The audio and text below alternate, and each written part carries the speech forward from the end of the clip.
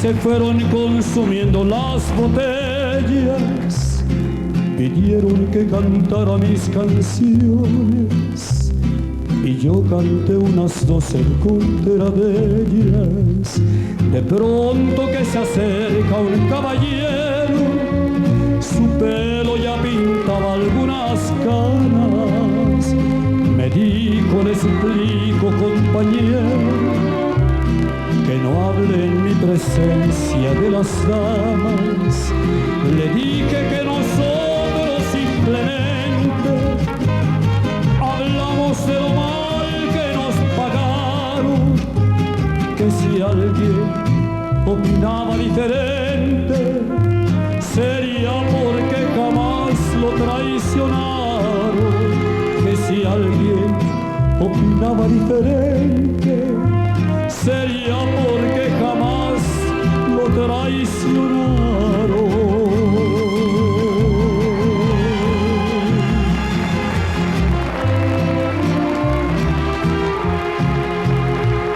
Me dijo, yo soy uno de los seres que más ha soportado los fracasos y siempre me dejaron las mujeres llorando y con el alma hecha pedazos, mas nunca les reprocho mis heridas.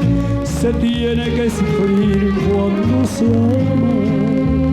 Las horas más hermosas de mi vida las he pasado al lado de una dama.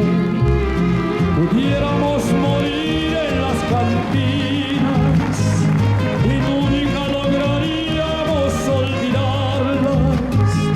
Mujeres, oh mujeres tan divinas, no queda otro camino que adorarlas.